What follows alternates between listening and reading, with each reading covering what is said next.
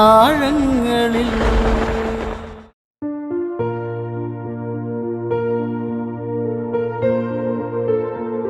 ഓരോ മത്സ്യത്തൊഴിലാളിയുടെയും ജീവിതം സാഹസികത നിറഞ്ഞതാണ്. പ്രാർത്ഥനയോടെ കരയിൽ നിന്ന് കടലിലെത്തുമ്പോൾ നിരവധി പ്രതിസന്ധികളാണ് അവിടെ നേരിടേണ്ടി വരുന്നത്. ദൈവകൃപ കൊണ്ട് ഈ പ്രതിസന്ധികളെ തരണം ചെയ്ത് കരയിലെത്തുന്ന ഓരോ മത്സ്യത്തൊഴിലാളിയുടെയും ജീവിതത്തിലൂടെയുള്ള യാത്രയാണ് ആഴിയിൻ ആഴങ്ങളിൽ. ആഴിയിൻ ആഴങ്ങളിൽ.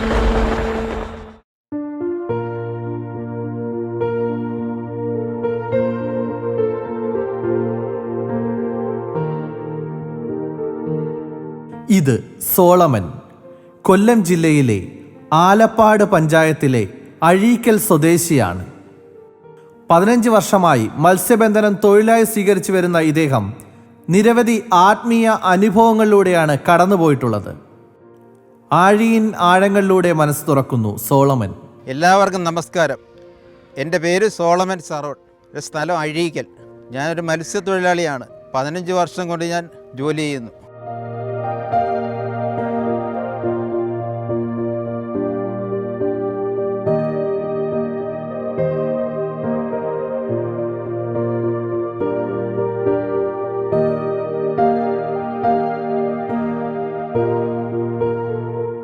ഞാൻ 7ാം ക്ലാസ്സിൽ പഠിച്ചുകൊണ്ടിരിക്കുന്ന സമയത്ത് വീടിൻ്റെ സാഹചര്യം മോശമായിരുന്നു.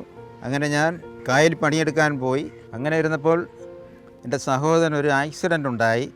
അത് സീരിയസ് ആയിരുന്നു. തിരുവനന്തപുരം മെഡിക്കൽ കോളേജിൽ കൊണ്ടുപോയി. അങ്ങനെ അവിടെ വർഷങ്ങളോളം അവിടെ ചികിത്സയിലായിരുന്നു. സാമ്പത്തികപരമായിട്ടൊക്കെ ഞങ്ങൾ തകർന്ന്. ഇപ്പം പപ്പായ്ക്കും ആർക്കും ജോലിയില്ല. എൻ്റെ പഠിത്തമൊക്കെ അങ്ങ് നിന്നു. വീട്ടിൽ ബുദ്ധിമുട്ടും പ്രയാസങ്ങളൊക്കെ ആയി. പിന്നെ ഞാൻ നിരന്തരം കായൽ പണിയിലോട്ട് ഞാൻ നീങ്ങി.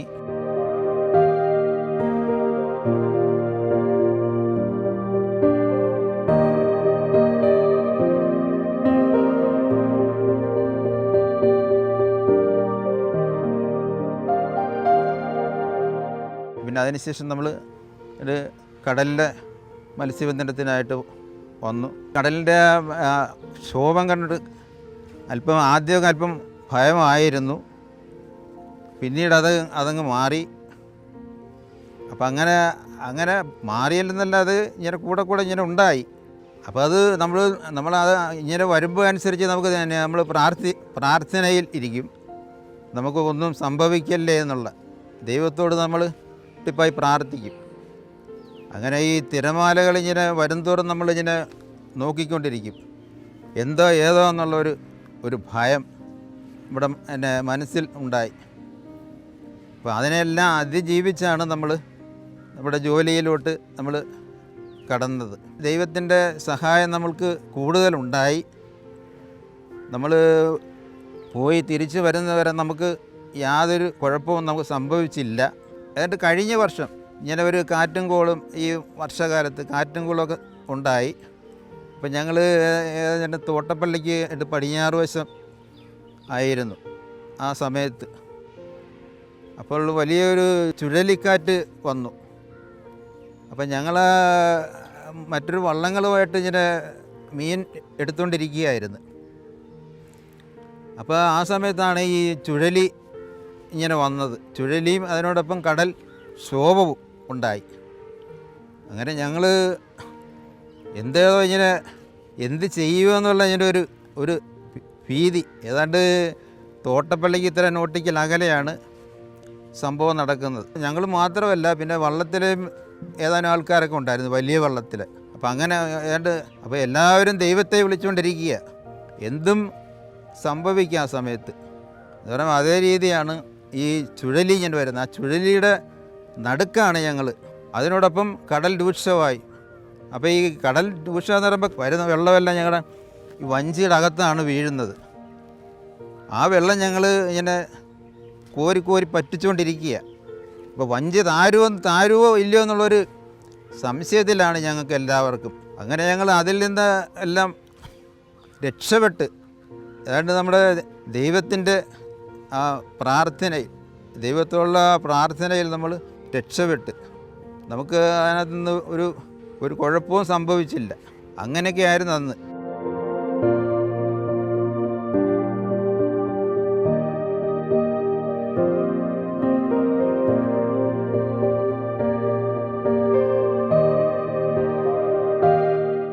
ഞാൻ വെളുപ്പിനെ ഒരു 4 മണിക്ക് ഞാൻ ഇറങ്ങും വീട്ടിൽ നിന്ന് അല്ല പ്രാർത്ഥിച്ചിട്ടൊക്കെ. അങ്ങനെ ഇറങ്ങി ഞാൻ പിന്നെ നമ്മുടെ സൈറ്റിൽ വരും, നമ്മുടെ വള്ളക്കടവിന് വരും. എന്നിട്ട് ഞങ്ങളെല്ലാവരും കൂടെ കയറി വള്ളത്തെ ഇരുന്നും നമ്മൾ തിരികെ കത്തിച്ച് പ്രാർത്ഥിച്ചാണ് നമ്മൾ വള്ളം വിടുന്നത്.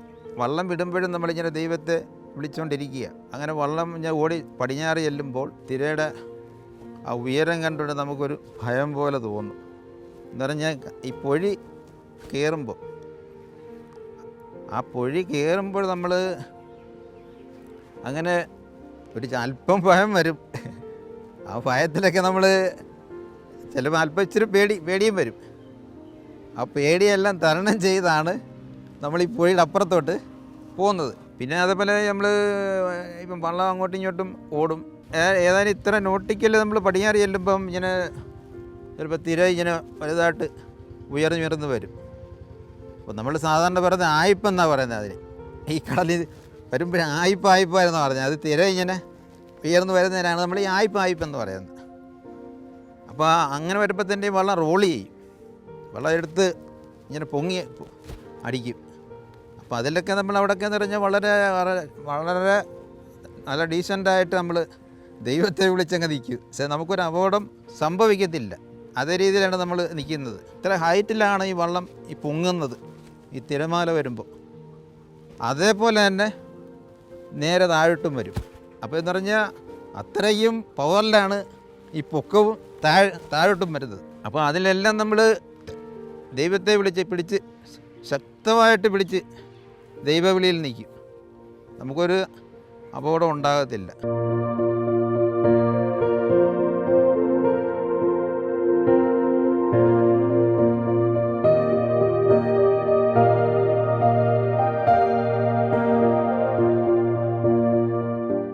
ആഴ്ചയിൽ ഒരു ദിവസം നമ്മൾ പണി മുടക്കുക, നമ്മുടെ വിശ്രമം. അത് എന്ന് പറഞ്ഞാൽ നമ്മുടെ പള്ളിയിൽ പോക്ക്. രാവിലെ 7:30 നമ്മുടെ കുർബാന. സെൻറ്റ് സെബാസ്റ്റ്യൻ ചർച്ച് അഴീക്കൽ, അതാണ് ഞങ്ങളുടെ ഇടവക. എപ്പോഴും എനിക്ക് പിന്നെ ദൈവമേ എന്നുള്ള ആ ചിന്തയാണ് എപ്പോഴും. അതിപ്പം നമ്മുടെ പ്രവൃത്തിയിലായാലും അല്ലാതെ ഫ്രീ ആയിട്ട് നിന്നാലും എല്ലാം ദൈവമേ എന്നുള്ള ആ ചിന്തയാണ്. ആ ചിന്തയാണ് നമ്മളെ പിന്നെ ഉയർത്തുന്നത്, നമ്മുടെ ജീവിതത്തെ. അല്ല, നമ്മളുടെ ഈ നമുക്ക് സമ്പത്തല്ല നമുക്ക് വലുത്, നമ്മുടെ ആ വിശ്വാസം, ദൈവവിശ്വാസമാണ് നമ്മുടെ ഏറ്റവും വലിയ സമ്പത്ത്.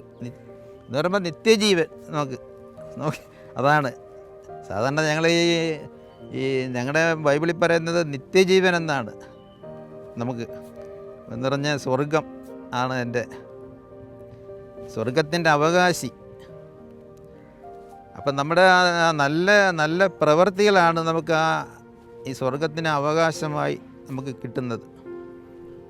അപ്പം നമ്മൾ അങ്ങനെയാണ് ഓരോരുത്തരും ഓരോ കാര്യങ്ങൾ ആഗ്രഹിക്കുന്നത്. അല്ല, നമുക്ക് ഒരു സമ്പത്ത് കൊണ്ട് നമുക്ക് ഒന്നും നേടാനൊക്കത്തില്ല.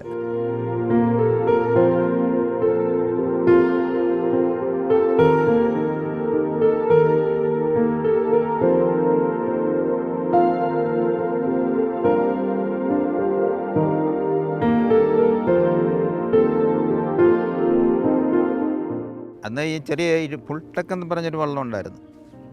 ആ വള്ളത്തിൽ ഇങ്ങനെ ഞങ്ങൾ ജോലിക്ക് പോയി, നീട്ടുപണി അതായിരുന്നു അന്ന്. അപ്പം അങ്ങനെ പോയപ്പോൾ തന്നെ നമ്മൾ ഈ വള്ളം ഒന്നും മറിഞ്ഞപ്പോൾ തന്നെ അപ്പോൾ അന്ന് ഇച്ചിരി അല്പം കടലൊക്കെ ഉണ്ടായിരുന്നെങ്കിൽ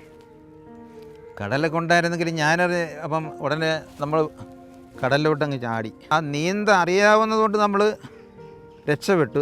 അതുമല്ല, നമ്മുടെ ഉള്ളിൻ്റെ ഉള്ളിൽ നമ്മൾ ദൈവത്തിൻ്റെ വിളിയും നമ്മൾ അതിനോടൊപ്പം ഉണ്ടായി. അപ്പോൾ നമ്മൾ നീന്തി അങ്ങനെ വെള്ളത്തിൽ കിടക്കുകയായിരുന്നു. ഉടനെ നമ്മുടെ വള്ളം തന്നെ തിരികെ വന്ന് ആളെ എടുത്തു. അങ്ങനെ നമുക്ക് ആ കടലിൽ പിന്നെ കിടന്നപ്പോൾ തന്നെ നമ്മളെല്ലാം നമ്മുടെ ദൈവവിളിയാണ് നമ്മുടെ ഉള്ളിൻ്റെ ഉള്ളിൽ. കാരണം നമ്മൾ അപ്പോഴും നല്ല ധൈര്യത്തോടാണ് നമ്മൾ കടലിൽ കിടക്കുന്നത്. ദൈവമാണ് നമ്മളെ രക്ഷിക്കുന്നത്. അപ്പം നമ്മൾ അതിൻ്റെതായ ഉറച്ച വിശ്വാസം നമ്മുടെ ഉള്ളിൻ്റെ ഉള്ളിലുണ്ട്. വിശ്വാസം നമ്മൾ എവിടെ പോയാലും ശരി, അത് നമ്മൾ എവിടെ ഏത് പ്രവൃത്തിയിലായാലും കൊള്ളാം, ഏത് മേഖലയിലായാലും കൊള്ളാം, നമ്മൾ പോകുന്നിടത്തെല്ലാം നമ്മുടെ ഉള്ളിൻ്റെ ഉള്ളിൽ ദൈവം ഉണ്ട്. വെള്ളത്തിൽ ഇങ്ങനെ കിടക്കുന്ന സമയത്ത് ഞാൻ ഇങ്ങനെ കൈയും കാലിട്ട് അടിച്ചുകൊണ്ട് നീന്തി കിടക്കുക. അപ്പോൾ ഈ കരയ്ക്കുന്ന ആൾക്കാരൊക്കെ ഇങ്ങനെ നോക്കുന്നു, അടുത്ത് കിടക്കുന്ന വള്ളക്കാരിങ്ങനെ നോക്കുന്നുണ്ട്. അപ്പം അവരെ രക്ഷിക്കാൻ, ഇങ്ങനെ നമ്മളെ രക്ഷിക്കണം എന്നുള്ള ഒരു ഉദ്ദേശമാണ് അവർക്ക്. അപ്പോൾ എനിക്ക് അതിനുള്ള ഒരു ധൈര്യം ഉണ്ട്. ഏതാണ്ട് ഇത്ര മിനിറ്റ് വരെ നമ്മൾ ഇവിടെ വെള്ളത്തിലിങ്ങനെ നമ്മൾ നീന്തി കിടക്കുക. അപ്പം നമുക്കൊന്നും സംഭവിക്കത്തില്ല, ഒന്നും വരത്തില്ല.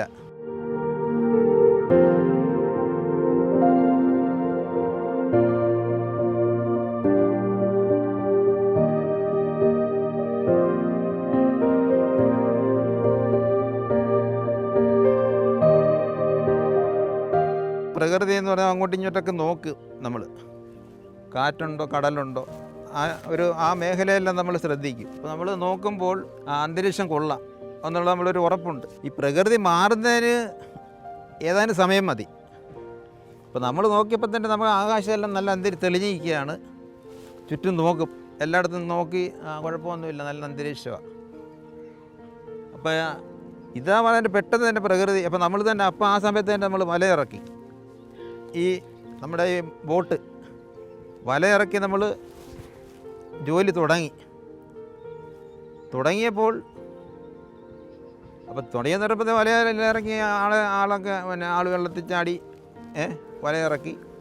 അപ്പം അങ്ങനെ ഇരുന്നപ്പോൾ തന്നെ പ്രകൃതി അങ്ങ് മാറി, അന്തരീക്ഷം ഇപ്പോൾ മാറി. നമ്മൾ ഈ വല എങ്ങനെ ഈ വള്ളത്തെ വലിച്ചു കയറ്റും എന്ന് പറയുമ്പോൾ തന്നെ ഏകദേശം ഒരു 2 മണിക്കൂറെങ്കിലും വേണ്ടി വരും നമ്മൾ ഈ വള്ളത്തെ കയറുന്നതിന്. അപ്പം നമ്മളെല്ലാം ഈ വള്ളത്തിലെ എല്ലാ തൊഴിലാളികളും ഇങ്ങനെ വിഷമിക്കുക, എന്ത് ചെയ്യും എന്നുള്ളത്. ഏല പറഞ്ഞ് ഈ വല വലിച്ചു കയറ്റുന്നത്, ആ വെളിയിലാണ് ഈ വല ശക്തിയായിട്ട് വലിക്കുന്നത്. അപ്പം അങ്ങനെ ആ കൂട്ടത്തിലാണ് നമ്മൾ മേപ്പെട്ട് അങ്ങോട്ടും ഇങ്ങോട്ടൊക്കെ ഈ ചുറ്റും നോക്കുമ്പോൾ തന്നെ പ്രകൃതി ശോഭമായിട്ട് വരിക എന്ന് പറയുമ്പോൾ ഇതിനകത്ത് വരുന്നതെന്ന് പറയുമ്പോൾ ഈ കാറ്റാണ്.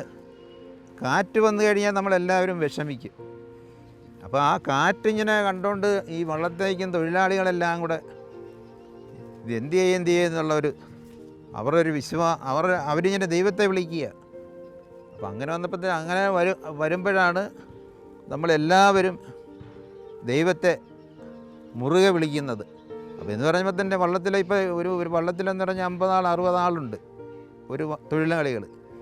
അപ്പോൾ അവരെല്ലാവരും കൂടി ഇങ്ങനെ നോക്കുക, അന്തരീക്ഷം നോക്കുക, ഈ വല എങ്ങനെ വലിച്ചു കയറ്റും. പ്രകൃതി രൂക്ഷമാകുന്നു. അങ്ങനെ ദൈവത്തെ, ഈ എല്ലാ തൊഴിലാളികളും ദൈവത്തെ അങ്ങനെ വിളിക്കുക. ദൈവത്തെ വിളി മാത്രമല്ല, അവർ നല്ലോണം ശക്തിയായിട്ട് വല വലിച്ച് എടുക്കുക. അപ്പോൾ അവസാനം വരെ ഈ വല ഞെരുങ്ങുന്നത് വരെ ഈ ദൈവവിളി അനുസരിച്ച് ഈ പ്രകൃതി അങ്ങ് ശാന്തമായി. കാരണം അവിടെ അപകടം ഒഴിവായി, പ്രകൃതി ശാന്തമായി, പിന്നെ സമാധാനമായി. പിന്നെ സമാധാനത്തിൻ്റെ ചെയ്താൽ മതി എന്നുള്ള ഈ തൊഴിലാളികൾ തന്നെ. അങ്ങനെ അപ്പം അവിടെ എല്ലാം എന്ന് പറയുമ്പോൾ നമ്മുടെ ഈ ദൈവത്തെ മുറുകെ വിളിച്ചാണ് നമ്മൾ ഈ ഓരോ തൊഴിലാളികളും ഇങ്ങനെ കടലിൽ പോകുന്നത്. ദൈവമുള്ള ആശ്രയം, അല്ലാതെ മറ്റാരുമില്ല. എൻ്റെ വിവാഹം കഴിഞ്ഞിട്ട് ഏതാണ്ട് 30 വർഷമായി. അപ്പോൾ എനിക്ക് 2 മക്കൾ, ഒരാണ് ഒരു പെണ്ണ്. മോള് MA വരെ പഠിച്ചു, മോൻ BTech എൻജിനീയറിങ് പാസ്സായി. അങ്ങനെ KSEBിൽ ഒരു താൽക്കാലിക ജോലി ചെയ്തുകൊണ്ടിരിക്കുക. ഞാനീ ജോലിക്ക് പോകുമ്പോൾ ഭാര്യയുടെ ദൈവവിളിയും അതേപോലെ മക്കളുടെ ദൈവവിളിയും എല്ലാം ഒരേപോലെ.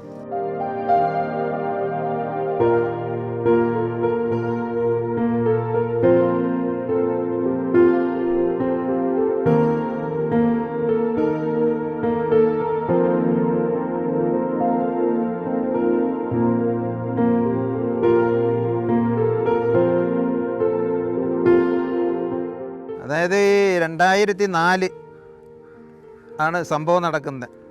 അന്ന് ഡിസംബർ മാസമായിരുന്നു.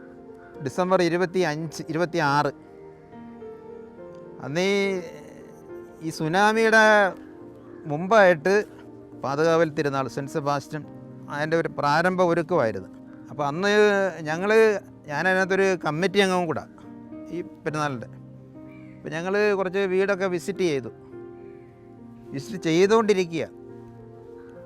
അപ്പം അങ്ങനെ വിസിറ്റ് ചെയ്തുകൊണ്ട് കൂട്ടത്തിൽ നമ്മൾ കുമ്പോലിച്ചിറയെന്നും പറഞ്ഞൊരു ചിറയുണ്ട് അപ്പുറത്ത്. അപ്പോൾ അവിടം വരെ എത്തിയെങ്കിലും ഞങ്ങൾ ഈ വടക്ക് നമ്മളെ പൊഴി പോലെ നമ്മൾ നോക്കിയപ്പോൾ, ഈ കായംകുളം പൊഴി പോലെ നോക്കിയപ്പോൾ തന്നെ വലിയൊരു അതിശയങ്ങളൊക്കെ കണ്ടു. എന്നിട്ട് തന്നെ അവിടുന്ന് അവിടെ ഈ ചീനവല ഉണ്ടല്ലോ, ഇതേപോലത്തെ ഈ ചീനവലയെല്ലാം പൊത്തോ എന്നും പറഞ്ഞ് മറിഞ്ഞ് വീഴുന്നു. പിന്നെ വള്ളങ്ങളെല്ലാം പിന്നെ ഇത് കണ്ടുകൊണ്ട് പെട്ടെന്ന് ഓടി ഇറങ്ങുന്നു. ഈ കായലിലെ കൊച്ചുവെള്ളമുണ്ട്, നമ്മൾ ഈ കോരുവല കഴുക്കോല് വെച്ചാണ് ഊന്നുന്നത്. അപ്പോൾ ഈ കഴുക്കോല അവർ വെച്ചിട്ട് വള്ളം ഒഴുക്കിഞ്ഞ് വരിക. അപ്പോൾ അതിന് കാരണം എന്ന് പറയുമ്പോൾ തന്നെ ഈ കടൽ ശോഭിച്ച് വരിക എന്ന് പറയുമ്പോൾ ഈ സുനാമിയുടെ അന്നത്തുള്ള കാര്യമാണ്. ആ ഞാൻ ശോഭിച്ച് വരികയാണ്. അപ്പോൾ ഈ വള്ളം നിയന്ത്രിച്ചങ്ങ് പോവുക. അങ്ങനെ വന്നപ്പോൾ തന്നെ ഞങ്ങളെല്ലാവരും അവിടെ നിന്ന് മാറി ഞങ്ങളിങ്ങനെ ഓടി വന്നപ്പോൾ തന്നെ ഇടയ്ക്ക് വെച്ച് ഒരാൾ പറഞ്ഞു, ഇങ്ങനെ വേളാങ്കണ്ണിയിൽ സുനാമി ഉണ്ടായി തുടക്കം. അപ്പോൾ ഏകദേശം ഒരു 12 മണി കഴിഞ്ഞു. അന്നെന്ന് പറയുമ്പോൾ ഞാൻ ഈ കായലിലെ പണിക്ക് പോകുന്ന കൂട്ടത്തിലാണ്, നമ്മൾ കായലിലെ പണി. അപ്പോൾ ഞങ്ങൾ ഓടി വന്ന് ഇത് കേട്ടപ്പോൾ തന്നെ എല്ലാവരും ഓടി വന്നു. അപ്പോൾ ഈ കായലിൽ വന്ന് കോരുവെള്ളമുണ്ട്, കൊച്ചുവെള്ളം. ആ കൊച്ചുവെള്ളം എന്ന് പറയുമ്പോൾ ഈ കായൽ അരുവിന് ഇങ്ങനെ കെട്ടിയിട്ടിരിക്കുക, അവിടെ ഇത് ലോക്ക് ചെയ്തിടുന്നത്. അപ്പോൾ ഇത് സംഭവം കണ്ടപ്പോൾ തന്നെ നമ്മളിവിടെ വീട്ടിൽ ഇവിടെ വന്ന് ഈ വള്ളമൊക്കെ പിടിച്ച് മേപ്പോട്ട് വെച്ച് കെട്ടി എന്ന് പറയുമ്പം കുറച്ച് അതിനോടൊപ്പം ഞാനന്ന് താമസിക്കുന്ന പറഞ്ഞാൽ കുരിശടിയുടെ പണിയാണ് അവിടെ ആരും താമസിച്ചുകൊണ്ടിരുന്നത്. അപ്പം അങ്ങനെ വന്നപ്പോൾ അവിടെ കടൽ കയറ്റം തുടങ്ങി എന്ന് പറയുമ്പോൾ ഈ വേളാങ്കണ്ണിയിൽ സംഭവം തുടങ്ങിയപ്പോൾ ഇവിടെ അതിൻ്റെ ചലനം ഉണ്ടായി.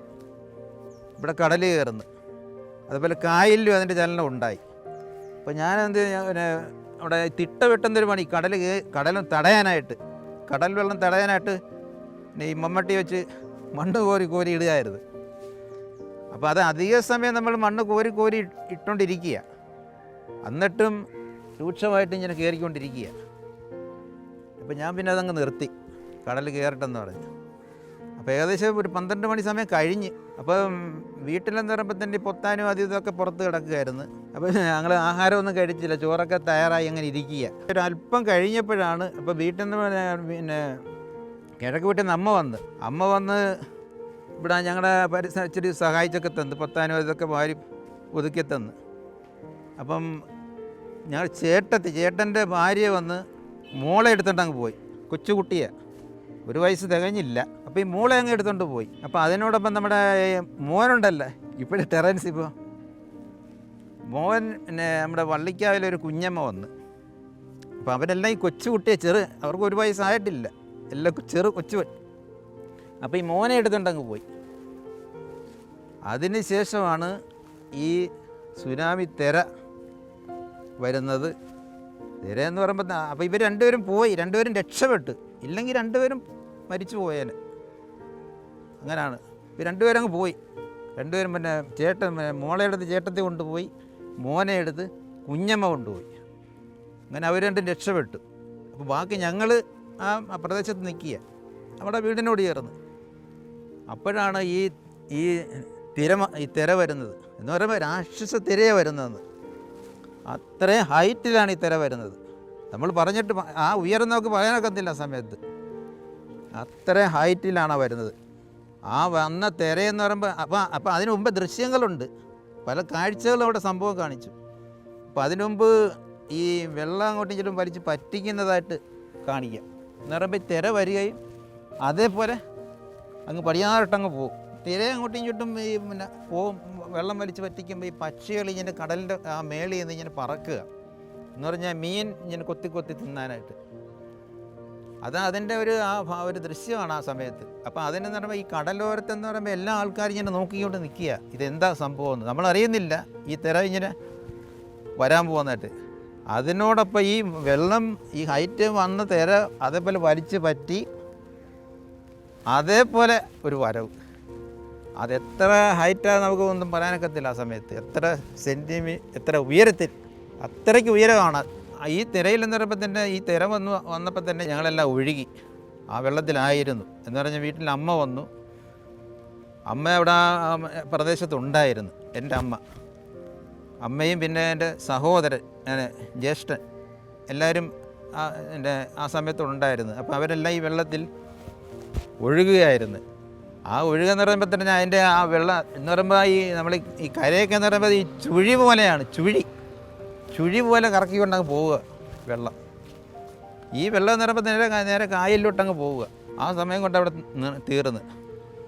അപ്പോൾ പിന്നെ ഞങ്ങളൊക്കെ അങ്ങോട്ട് എല്ലാവരും നമ്മൾ ക്യാമ്പിലൊക്കെ ആയിരുന്നു ആ സമയം. ഈ ദൈവത്തിൻ്റെ ആ അനുഗ്രഹമാണ് നമ്മുടെ 2 കുട്ടികളെ രക്ഷിച്ചത്. ഇല്ലെങ്കിൽ 2 പേരും മരിച്ചേനെ. അപ്പം ഇതുവരെ എൻ്റെ തുടക്കം മുതൽ ഞാനിങ്ങനെ കായലിൽ പോയാലും കടലിൽ പോയാലും ഉള്ള ആ ദൈവത്തിൻ്റെ കൃപ എൻ്റെ കൂടെ ധാരാളമുണ്ട്. അതിനോട് ഞങ്ങൾ ദൈവത്തിന് 1000 നന്ദി അർപ്പിക്കുന്നു.